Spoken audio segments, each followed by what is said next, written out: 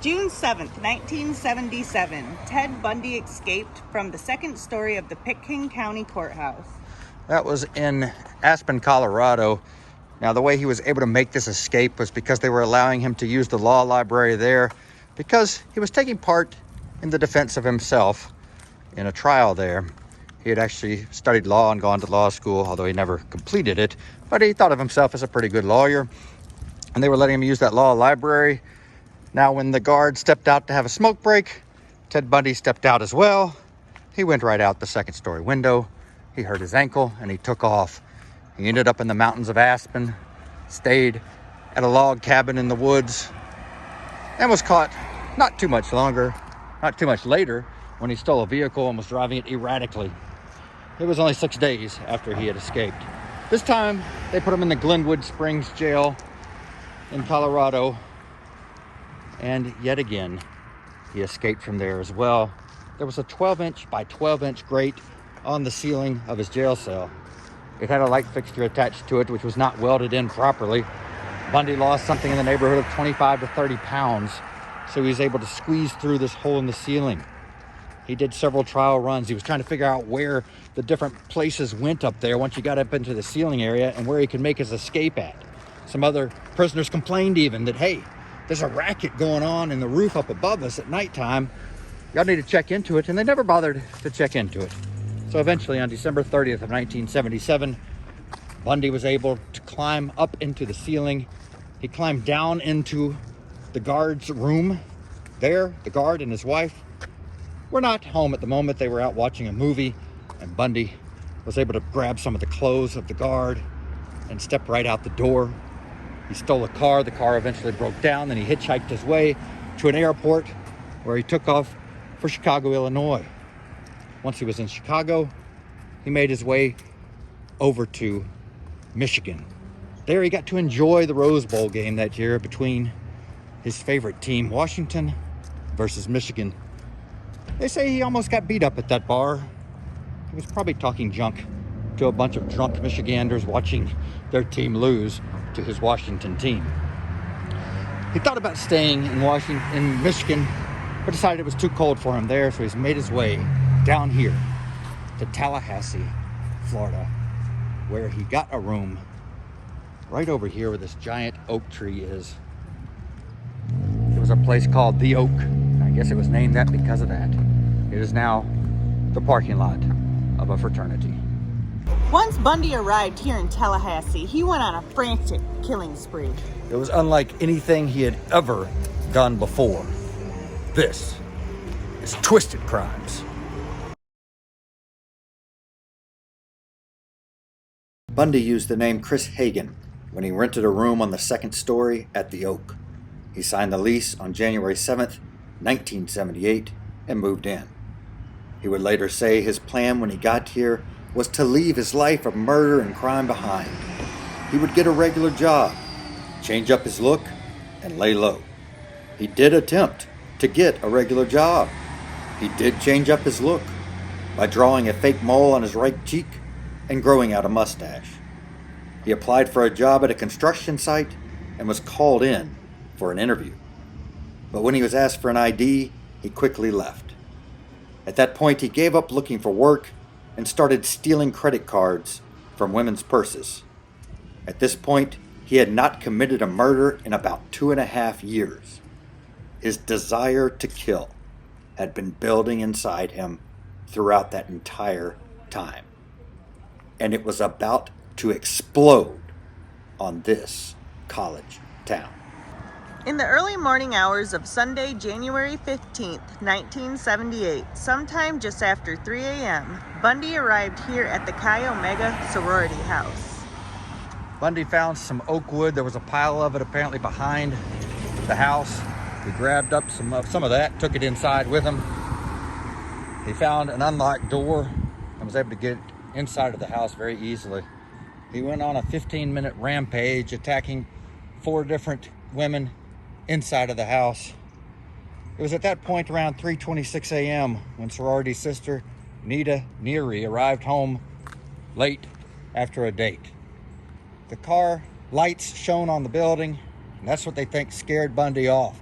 Now, if it weren't for Nita arriving back at that time, she would arrive back, say, 30 minutes an hour later or 30 minutes an hour earlier. Who knows how bad this attack could have been, because no one woke up from the attack. Somehow he carried it out in complete silence. Could have been much, much worse, but it was still horrible anyway. He attacked Karen Chandler and Kathy Kleiner. They both lived. He also attacked Lisa Levy and Margaret Bowman. Each of them passed away.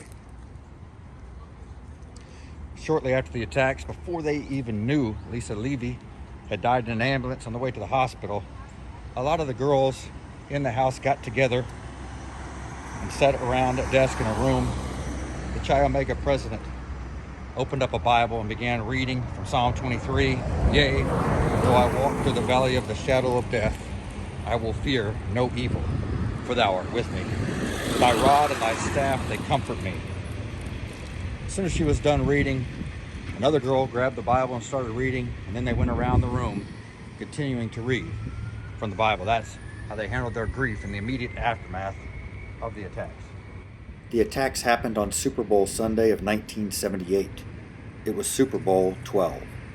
The Dallas Cowboys would go on that evening to beat the Denver Broncos 27-10 to win their second Super Bowl. Bundy attacked 21-year-old Margaret Bowman, first hitting her with a piece of oak wood, then using nylon stockings to strangle her. Next, he made his way across the hall to the room of 20-year-old Lisa Levy, where he used his piece of oak wood to crush her skull. Then he assaulted her with a hairspray bottle and strangled her. He also bit her. Bundy then left the room and made his way to room number 8, which was right next door. Kathy Kleiner was apparently a light sleeper, and she would later say she heard the sound of the door opening. As Bundy made his way into the room she shared with Karen Chandler, he didn't see the trunk that was placed between the two young women's beds, so he tripped over it, which made Chandler wake up completely. She would later say, during a 2019 CrimeCon interview with Oxygen, quote, "As I look up, I see this dark figure with a hand up, club in his hand, and before I knew it, he brought it down on me and attacked my face. I did not feel a pain. It wasn't pain. It was more of a thud or a pressure at that point." At this point, Bundy noticed Kleiner was starting to wake up, so he shifted his attention to her and started hitting her in the face with his oak wood. At that time, the headlights from Nita Neary's car lit up the room and Bundy took off. Neary got a glimpse of him as he ran out the front door, still holding his piece of oak wood. Kleiner began to try to yell for help, but she couldn't hear anything. She said, "I was in my bed now, screaming for help, yelling for help, and all I was doing was making a gurgling sound." This was because her jaw had been torn up and was hanging off the side of her face from only one joint. Chandler also had serious injuries, including a broken finger, concussion, broken jaw, and a broken arm. She said when she was at the hospital, her mom tried to keep the mirror in her room covered so she couldn't see what she looked like. She said when she finally did see herself, she could barely recognize herself. Kleiner and Chandler would later both go on to testify against Bundy at his trial. We are now walking up to the back side of the Chi Omega house. It was back here where Bundy found that pile of oak wood. He used that in the attack. Actually, a detective would later say oak bark was found in every single room where an attack took place. Interesting thing here is that Bundy would normally plan things out. He would plan his attacks out. He would get the fake cast. He would have his crutches. He would come up with a false name. All kinds of ways that he would lure women in. Sometimes he would even use his charm just to get women to come with him.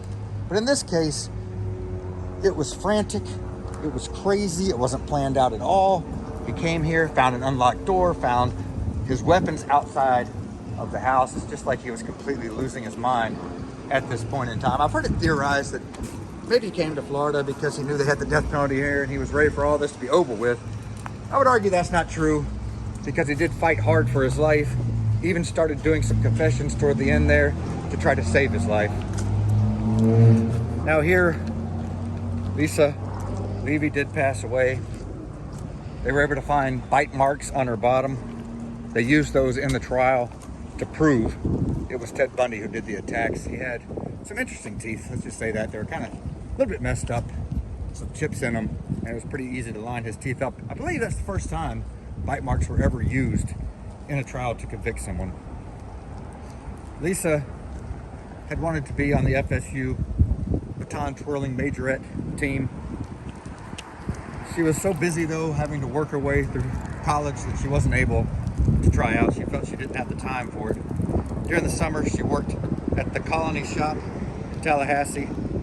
Employees there would later say she was the top salesperson at the shop. She also worked at an Army, Navy surplus store. Her father Sam said that she had to get a second job to be able to afford to live here at the house. Margaret Bowman also died in the attacks. She had just traveled back to St. Petersburg a week earlier to celebrate her 21st birthday with her family. In an obituary written 20 years later by Tom French, he described that she loved reading. She went by Margaret, never Peggy or Maggie, since she was in the first grade. Her parents donated a cross in her name at one of the churches in St. Petersburg. After the attacks, Kleiner left town and never returned to school. She married a man named Scott Rubin not long after she recovered from the attack. Chandler took 1 quarter off and actually moved back to the Chi Omega house, which concerned her mother, but she explained to her mom there was a strong security presence at the house now, so she felt it was the safest place on campus. We're at the former location where Sherrod's bar used to be. It has been since torn down and this large building has replaced it. It is right next door to the Chi Omega sorority house. Now, Ted Bundy was actually here drinking and hanging out at this bar on the night of the attacks. Some other people who were at the bar said he was in the corner acting very creepy, staring at women. I read an article online that said that the girl that Bundy was staring at for quite some time actually thought at some point that he was going to walk up and ask her to dance. However, that never happened. Now, we have no idea if Bundy spotted any of his victims here or if he simply saw the sorority house next door and decided to see if he could attack it. Now, when he noticed that the door was unlocked, he was able to do that because he did see some other girls going in to the sorority house and noticed that the door had been left unlocked. We are now on Dunwoody Street, which is just a couple blocks from the Chi Omega house. This is where Cheryl Thomas lived at the time. Around 4:30 that morning after the attacks at the sorority house, Bundy made his way down here to Cheryl's house. He noticed there was a mosquito screen over the window in the kitchen, which he was able to quickly remove, and he climbed through that window. He knocked over a plant in the process. Cheryl says she remembers hearing that plant fall over. She figured it was her cat, and she went back to sleep. It would be the last thing she remembers from that night. Once Bundy was inside, he attacked Cheryl. He was making a lot of noise. She was making some noises as well. And there were other people that lived in this house, kind of like a duplex type setup. They were behind a thin wall and they could hear a lot of noise going on. So they actually picked up the phone and called Cheryl's room, and no one answered. So at that point, they called the police. Police made their way over here. Bundy was gone. That house has since been demolished. This parking deck has been put in, as well as a parking lot behind us also. During the attack, Bundy hit her so hard it caused permanent hearing loss, so she had to give up on the dancing career she had been dreaming of as a professional ballet dancer. She ended up with a broken jaw, 5 skull fractures, and several other injuries, but she survived the attack. At first, police were having a hard time believing that the same person who attacked Cheryl also committed the Chi murders. Yeah, the sheriff at the time said it was hard for him to believe that this guy could have gotten through all the police presence that was around the sorority house. They had tons of police officers all around the house at the time, and this is just a couple blocks away. But sure enough, it was Bundy. Early in February, Bundy stole a FSU van. On February 8, 1978, he stopped by Green Acres Sporting Goods store in Jacksonville, where he paid $26 for a buck general hunting knife. That knife was never found, but police did find a receipt for it on the floorboard of the stolen FSU van. John Farhat was the owner of the store at the time.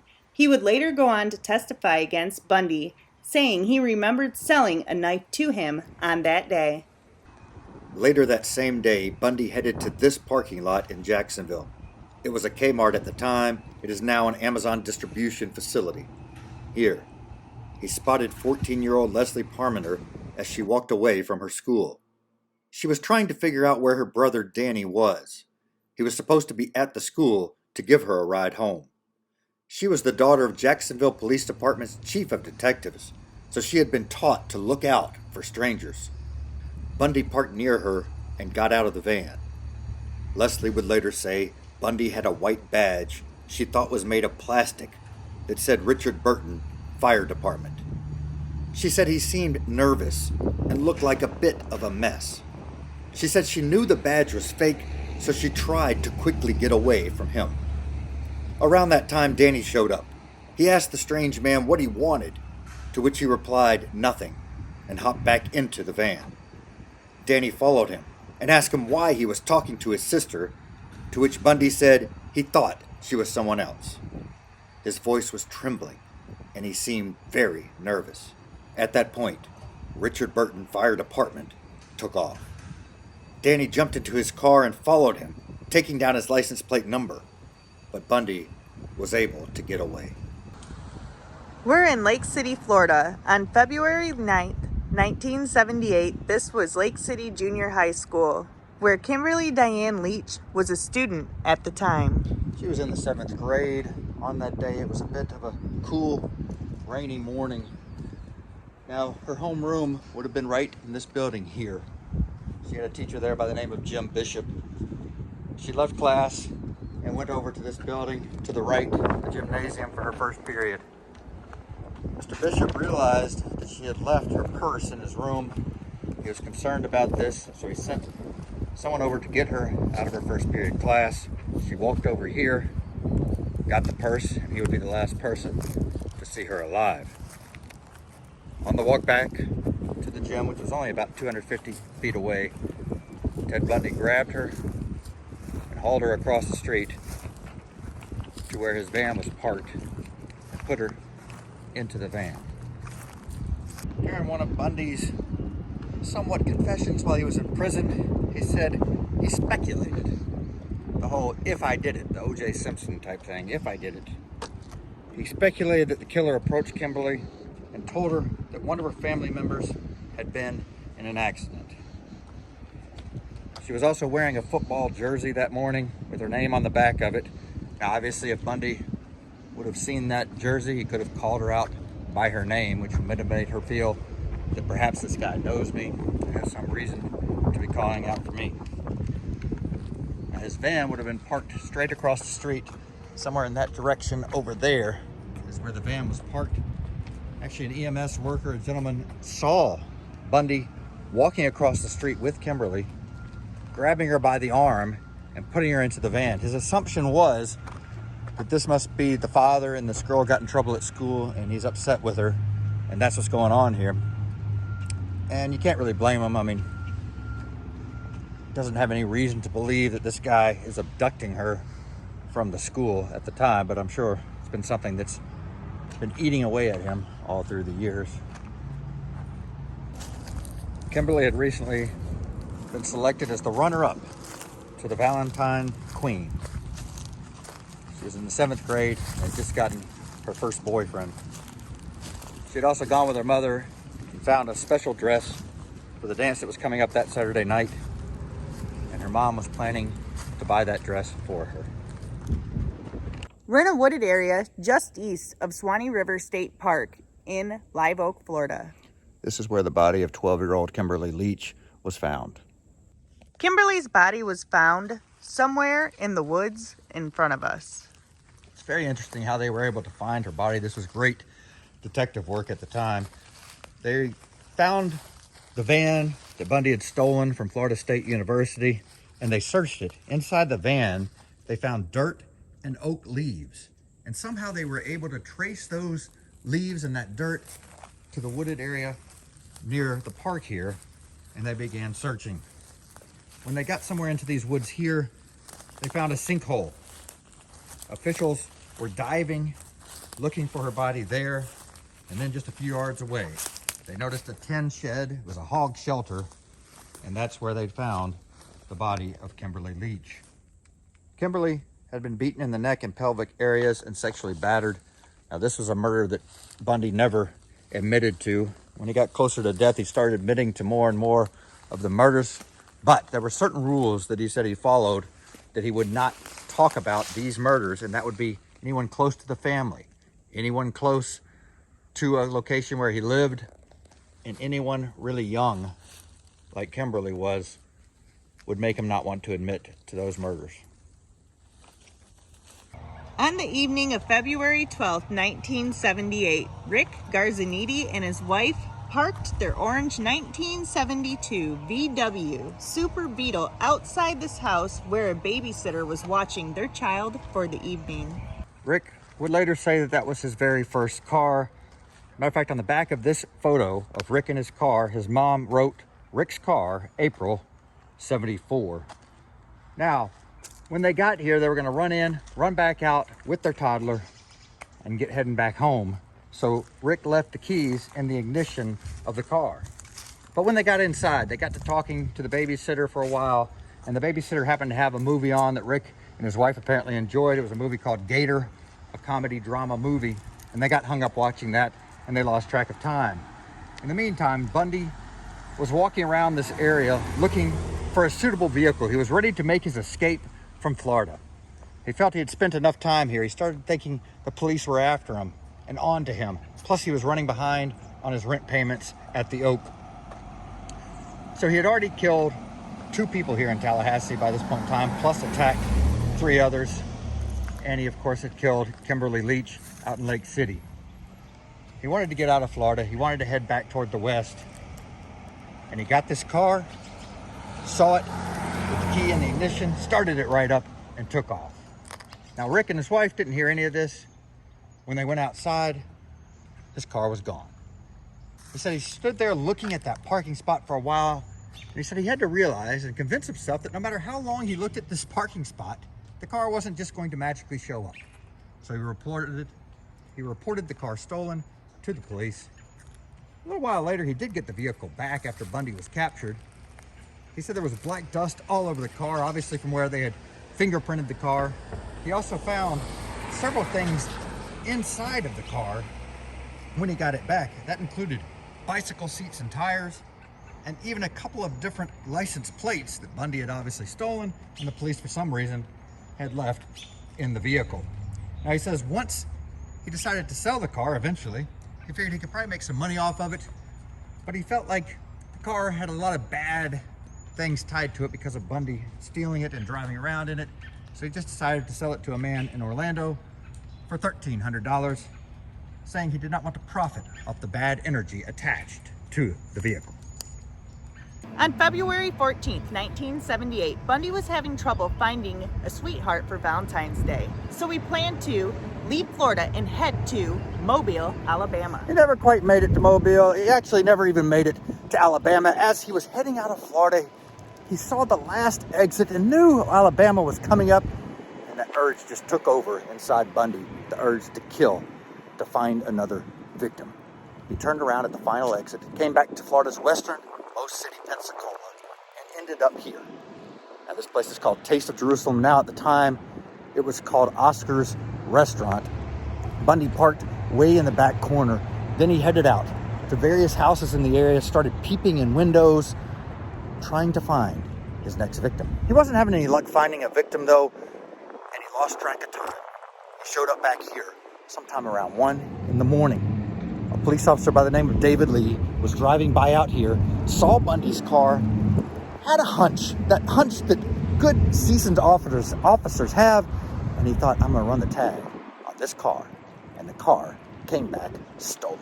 Bundy pulled out of the parking lot here and then took a left out of the parking lot. Got to that next intersection there, it's North W Street. He immediately took a right, heading in that direction. We're going to get in the vehicle, we're going to go down there, and then we're going to find the exact spot where Bundy was arrested for the third and final time. But before we leave here, one more interesting thing. At one point in time, this place, it wasn't actually a restaurant at the time, it was actually some kind of antique market. This was back in 2019, and they painted murals of Bundy and had various quotes and stuff. We'll find it online and pop it up there, and they put it all through this area right in here. Now, obviously, when Taste of Jerusalem bought the place, they painted over that whole area and got rid of the murals. They probably didn't want to be attached to that Bundy history, but just a little bit more history for you. Now we're gonna head on down the road and find the place where Bundy decided to pull over. It's gonna be right down here, just after we get past Cross Street. I think it's West Cross Street, which is right here on our right. And then we're gonna come up to the exact spot where Bundy stopped his car, which would have been right in this area, right here.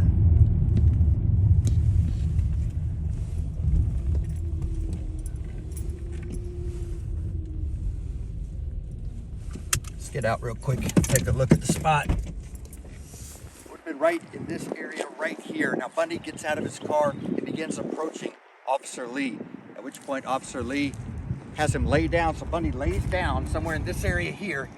He tells him to put his hand behind his back. He puts one cuff on Bundy. Bundy then turns around and hits Officer Lee with that cuff and takes off running. Takes a left down Cross Street, heading down that direction. Let's take a walk or a ride right down there now. Officer Lee soon realized that Bundy wasn't gonna stop, so he decided to fire a warning shot.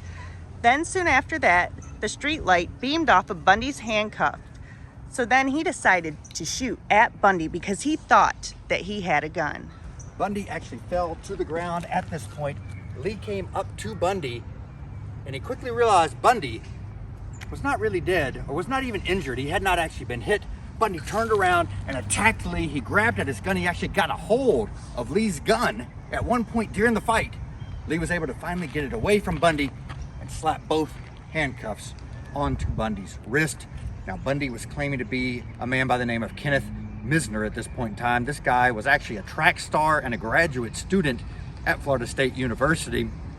But for 2 days, police couldn't figure out who Bundy actually was, because they got a call from this Kenneth guy and said, I'm not in your jail. That's not me. So they quickly realized this guy is not actually Kenneth Misner. So who is he? Bundy told Officer Lee once he was arrested that he wished he would have shot him. Then he asked if he would shoot him if he ran when they got to the jail. We're at 40 South Elkinez Street. This building used to be the Pensacola Police Department at the time Bundy was arrested. He was still using that name, Kenneth Misner, when he arrived here at the police department, and that went on for a couple of days. Now, during this time, Bundy was able to contact a well-known criminal defense attorney out of Atlanta, and that attorney called the police department here and said, we can tell you who this guy is, but you can't tell the press. So they told him who the guy was, and the press was here very shortly after that anyway. You can tell that the building's been renovated a bit over the past few decades. Yeah, they've added a lot of stuff, including this front porch area here from back in the time it was the Pensacola Police Department. Now, this shut down as far as the police department goes back in 1980, so just a couple years after Bundy was arrested. I have no idea what it is now, but it looks pretty nice. We're now at the courthouse where Bundy was sentenced to death. It was called the Miami Metropolitan Justice Building at the time. The trial was moved here to Miami because they couldn't put together an impartial jury in Tallahassee. We are now at Florida State Prison in Bradford County, Florida. This is where Bundy spent his final years on Earth. Then on January 24th, 1989, he was executed in the wooden electric chair known as Old Sparky. For his last meal, he refused to say what he wanted to eat, so he was served the standard steak, eggs, hash browns, and toast. He did not eat any of it. At 7:05 a.m., he was asked if he had any last words. He looked at his attorney, Jim Coleman, and at a Methodist pastor by the name of Fred Lawrence and said, "Jim and Fred, I'd like you to give my love to my family and friends." His body was filled with electricity for less than 2 minutes before he died. Ted Bundy jerked back, appearing startled when he first saw the electric chair inside the execution chamber at the Florida State Prison, reporter Tim Swearens wrote in the Daily Beast 30 years later. Dr. Clark Hochschild also witnessed the execution. He was later quoted in the book by Ann Rule called The Stranger Beside Me, the true crime story of Ted Bundy, as saying, "Bundy was uneasy and failed to keep eye contact before his death. A leather strap extended from below the right side of the lower jaw diagonally across his face and was secured tightly above the left ear. The head strap compressed the nose laterally and squeezed Bundy's left eyelids together. His right eye was open and looking straight forward." Swearens wrote that a metal cap was put on Bundy's head, with his face covered with a black leather veil. At that point, the prison superintendent, Tom Barton, talked to Governor Bob Martinez on the phone. After the call, Swearens wrote, Barton then nodded to a black hooded executioner standing behind the partition. The unknown executioner then pushed a button, at which point Swearens wrote, "Bundy's head jerked as 2,000 volts hit him. His body stiffened and pressed against the chair back." 2 minutes later, Bundy was dead, and his body was slumped against the leather straps. He was pronounced dead at 7:16 a.m. The crowd standing out here by the road cheered as Bundy's body was driven out in a white hearse. His brain was removed for scientists to study, and his body was cremated and spread over the Cascade Mountains in Washington, as he had requested. It is the same area where he dumped the remains of at least 4 of his victims. We are now at Memorial Cemetery here in Lake City, Florida. This is where Kimberly Leach is buried. Kimberly Leach was placed in a white and gold trimmed casket for her funeral. The casket was covered in red roses and pink carnations. There was one large set of flowers shaped like a baby doll off to the side of the casket. Kimberly's friend Lisa Little wrote a poem for her dear friend. Parts of it were read by Reverend J.R. Height during the eulogy. "Oh, how lonely to be the one left behind. It's so hard to smile, hard not to cry. But Kim and I talked of death one day. She said not to cry, only to say, she was here, now she's gone. I'll love her for so long. Where she is, she's happy, not sad. Try not to feel so really sad." On the day of the funeral, Lisa added, "Wait for me by the Golden Gate as you waited for me at school. We'll hold hands and share secrets, but this time we'll walk on the streets of gold." Can't even imagine what her parents would have gone through. Her mother planning to go buy that dress for the Valentine's Day dance, instead having to plan her funeral. It says on the headstone, "Our Sunshine. October 28, 1965, February 9th, 1978. She had the brown hair parted in the middle, which is what Bundy liked, but normally Bundy would not go after people this young. Only one other time did he attack someone as young as Kimberly. But there was something different about the attacks in Florida. It's like he had completely lost his mind by the time he made it to Florida, and he just didn't care anymore. Kimberly would have been 58 years old this year. Directly in front of her grave, we have what appears to be the graves of her parents. Her mother, Frida F. Leach, born November 12, 1937, apparently still alive today. And probably her father, Thomas L. Leach, May 6, 1938, through Valentine's Day, February 14th of 1990.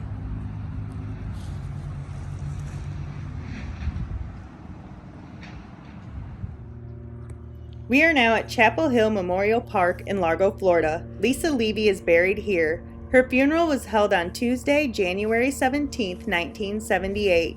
It was a rainy, dark morning, but still around 200 people showed up. Rabbi Jacob Lusky led the service saying, "She will stay in our hearts forever, young and fresh as springtime. Tears are being shed, but memory is beginning." Lusky said, adding that Lisa was a very determined young lady, lovable, determined in all ways of life. It was a tragedy, a stunning blow, but he added, "Do not judge your fellow man until you find yourself in his circumstances." Then he prayed, "Teach us how to accept this bitter loss." At the time of the funeral, the murders still weren't solved. Police were keeping an eye on everyone. Also, news reporters along with cameramen and photographers attended the service as well. Here at the cemetery, a couple dozen Chi Omega sisters gathered together, joined hands, and sang the sorority song Shades.